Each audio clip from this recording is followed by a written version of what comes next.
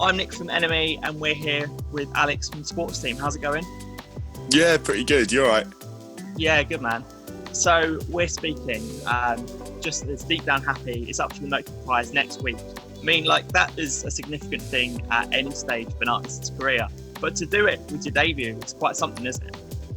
Yeah, I think so. I think we're quite giddy about the whole thing. It feels like it's because I think we knew it had that sort of commercial success with the chart position, and then it just made a huge difference because it feels like sort of acceptance from your peers. I think having a Mercury nomination, which is great. Like, it's people that kind of really love music, like you and me, that say they think it's all right as well. But it's nice to be the only debut up there as well, because I think a debut is like, it's got a different appeal. It's supposed to be scrappy and flawed and a bit unfinished, but just energetic, like right from the start. Yeah. And you seem to have like fostered a real sense of community with the record too, man. Like, you look at your fans and the fact that the shows keep going up. I mean, you had Buxton, obviously it's been like pushed back due to everything that's going on at the moment. But why do you think that fans have latched on to Deep Down Happy in the way that they have? I think all our fans are kind of young, and I think a lot of it gets at that kind of angst a lot of people have, especially when they sort of move to a city and sort of fulfill their dreams or do what they think they're supposed to be doing. And it gives them there's that sort of sense of yearning that you always still have. Like, we're six of us living in a house together in London and still have this sense of like, there should be more. But also I think as well, like, our fans are pretty unique in the sense that they're not really like fans in a way. They're just sort of people that are bound up in the band. I think we've always been quite keen to, like, we're not kind of like these rock stars or heroes or anything like that. I think they all know us as these kind of deeply flawed characters. I think because they've met us so many times as well. So a lot of kind of the humour in it is just seeing us, not putting us on a pedestal, but like just making fun of us a lot of the time. And it's quite interesting because, like, lyrically, a lot of it kind of tackles the kind of banal stuff of like Middle England and the day-to-day kind of stuff that we take for granted. And then, of course, this year, it's the award itself is being announced on the One Show, which in a way kind of seems like the most sports-themed thing ever, doesn't it? Yeah, I think we're sort of working out what it's about. I think I've probably put it wrong in the past when I've said it's kind of like Middle England pastiche. I think it's more, if you listen to a track like Here's the Thing or something, it's sort of doing politics, but like with humour and explicitly and sarcastically, sort of recognising that you're part of this sort of absurd system as well. So I think it is political in that sense. And the One Show, I think they probably could have done more than a big finale on the One Show. Like, we're a bit disappointed. We're going to miss that ceremony. I think I remember watching that as a kid and just think it looks incredible, like quite debauched, and that's what we really wanted. It does seem a little bit weird. That, do you think it will be kind of not lessen it, but it is a kind of definitely a weird thing to have it on the One Show? It doesn't seem perhaps worthy of like pedestal that the Mercury is usually put on. It'll definitely lessen it. I think not having those kind of live shows on the night, in the sense that people can kind of go out together in like a group of artists kind of mixing together that wouldn't necessarily meet from sort of different genres and things, would have been the whole appeal of it, I think. Like, I'd love to have met Stormzy. There's so many great acts on there, like Dua Lipa and stuff. Would have been incredible. Who are you fans of? Like, who are you kind of really liking among that shortlist? So I think we're the only debut on there as well. I know there's sort of one of our acts. Someone called me up on this. There's one of our acts who's released stuff under a different name, so we're the only proper debut on there for sure. But who else still like? I think the Michael Kiwanuka album's great. Yeah, it's incredible. I'm not sure. I haven't listened to all of it, to be honest. I like Laura Marling. I like Porridge Radio. Yeah, it's great. It's great to see bands getting recognition, because I think there is this big group of bands that sort of come through like from a very live place, and like bands now can do really big shows again, like Fontaines and Shame and Sorry and people like that make, you know, just like spirit and energy, and it's how much you can pour in rather than how much of a poser you can be, kind of thing. And I think it reflects that. It's great. I think, to be honest, it's only been one guy who seems to really hate us at Clash. But I think people can write whatever they want about us. I think we're always... the funny thing when we talk about background is because there are obviously six of us in the band. I think everyone is from genuinely very, very mixed backgrounds from completely different parts of the country. But some people maybe feel a bit less comfortable talking about it than other people in the band.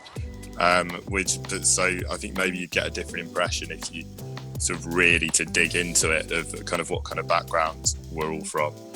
But yeah, it's a funny one. I mean, it doesn't really bother us. I think all our fans kind of know us as flawed characters, and I think we're always on the right side of that sort of class debatably. So if you listen to the lyrics of the songs, it is kind of coming from this condemning place. And I think the fact that Whatever We Met at Cambridge does give you this quite unique take on things. You sort of seen another side and still found it absurd and unpalatable in so many ways, and you can sort of condemn it in hopefully quite a cutting way. And so 25 grand prize, sports team win, where's that 25 grand going? I think we just stick it behind the bar somewhere.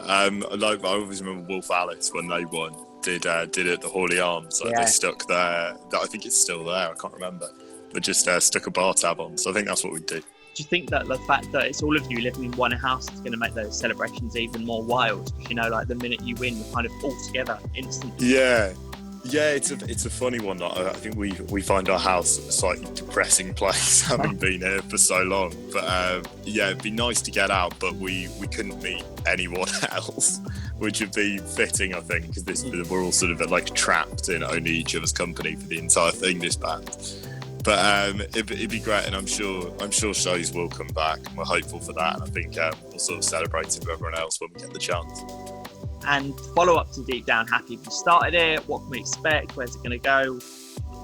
We finished it. We're recording it in wow. October, so we're quite. I think like you've got to get them out quick. I mean, our fans are. Young kids are fickle, you know. Yeah. So you've got to just keep releasing stuff, or you're not interested anymore. And I think it is that chance to kind of just like flesh out a lot of the ideas that are there, and be quite explicit about what you're talking about. But also I think you get a bit more, hopefully not indulgent, because I know a lot of bands do this on the second album, but sort of self-reflective about your place in music in general. I think when you find yourself in this place where you're sort of living all your dreams, like it's everything you ever wanted, to kind of be in a band and be able to play shows and be able to make a living doing it.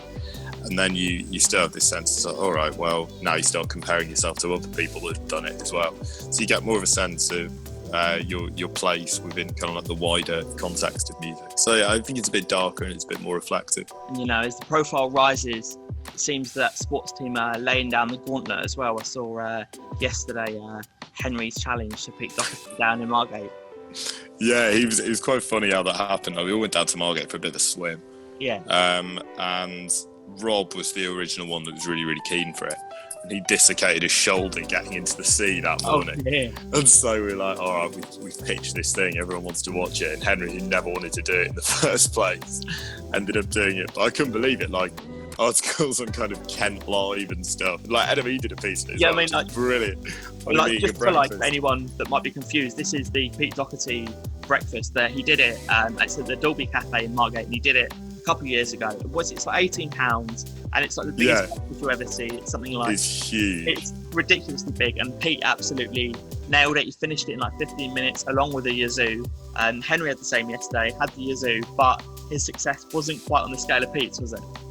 No, he did really badly, and he said the first 10 minutes is all right, then you sort of hit a wall. Like, we've all seen Man vs Food. He's got like that technique he uses where he sort of moves his stomach around.